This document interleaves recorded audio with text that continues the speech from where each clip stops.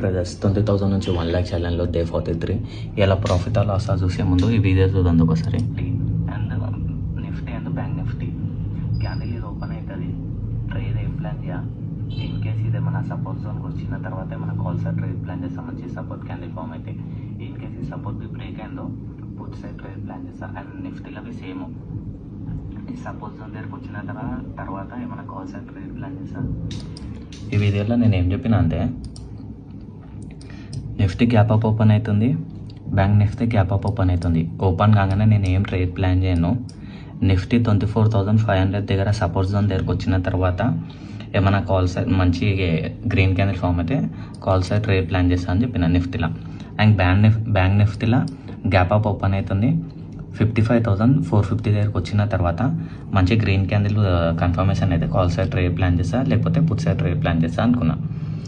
But Nifty suppose zone దగ్గరికి రాలేదు.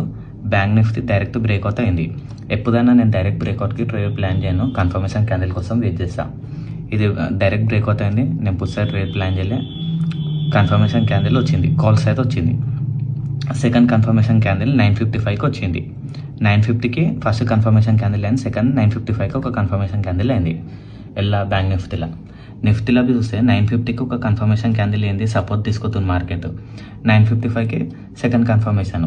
నేను ఇక్కడనే ఒక ట్రేడ్ ప్లాన్ చేసిన call side first, but SL hit అయింది ఒక 10 పాయింట్స్. మళ్ళీ సెకండ్ ఇంకొక ట్రేడ్ ప్లాన్ చేసిన సేమ్ ప్రీమియంలో. అప్పుడు నేను ఒక అరౌండ్ ఒక 45 సంథింగ్ ఏదో 35 పాయింట్లు క్యాప్చర్ చేసిన. ఫస్ట్ టైం 10 పాయింట్లు ఎస్ఎల్ ఇచ్చిన, తెలుసు కన్ఫర్మేషన్ మళ్ళీ పోతుంది అని. సో మళ్ళీ అదే దాంట్లో ట్రేడ్ ప్లాన్ చేసిన. అరౌండ్ ఒక హాఫ్ అన్ అవర్ వెయిట్ చేసిన మార్కెట్. ట్రైలింగ్ ఎస్ఎల్ పెట్టిన, ట్రైలింగ్ ఎస్ఎల్ హిట్ అయిపోయింది. లేకపోతే అరౌండ్ ఒక 100 పాయింట్లు క్యాప్చర్ అవుతుంది. బట్ మార్కెట్ బి చాలా స్లో ఉంది ప్రీమియంలలో. ఒకటే ట్రేడ్ తీసుకున్నా ఓవరాల్గా, 2 ట్రేడ్లు తీసుకున్నా. ఫస్ట్ టైం ఎస్ఎల్ హిట్ అయింది, సెకండ్ టైం బి అలానే మళ్ళీ ఇంకొక ట్రేడ్ తీసుకున్నా. 700 ప్రాఫిట్. ఒక్కొక్కసారి మన ఫేవర్లో ఉంటుంది, ఇంకొకసారి మన ఫేవర్లో ఉండదు మార్కెట్. సో మన ఫేవర్లో లేనప్పుడు ట్రేడ్ చేసుకోకపోవడమే బెటరు. అండ్ ఎఫ్ఎన్దో మెయిన్ థింగ్, ఎఫ్ఎన్దో మైండ్ గేమ్. నువ్వు ఎన్ని సెటప్లైనా యూజ్ చేయి, ఏదైనా యూజ్ చేయి, బట్ మైండ్ ప్రాపర్గా ఎస్ఎల్ టార్గెట్ ఎంట్రీ ఫిక్స్ అయిన తర్వాతనే ట్రేడ్ ప్లాన్ చేయొచ్చు.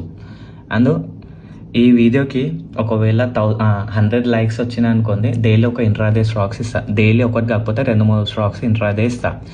బ్యాక్ టైజ్ చేస్తున్నా ఇంట్రాడే గురించి. ఇవి నేను ఇవాళ ఒకటి ఏది గార్డెన్ రీసెర్చ్ ఒకటి స్టాక్ తీసిన, బాగానే వర్కౌట్ అవుతుంది సెటప్. అండ్ సెలెక్షన్ బి మంచిగానే ఉంది. నేను ఎప్పటి నుంచో యూజ్ చేస్తున్నా ఇంట్రాడే. కానీ ఎంట్రీ ఎట్లా ప్లాన్ చేయాలి, ఎగ్జిట్ ఎట్లా ప్లాన్ చేయాలో అది బి బ్యాక్ టైజ్ చేస్తున్నా. ఒకవేళ ఈ వీడియోకి 100 లైక్స్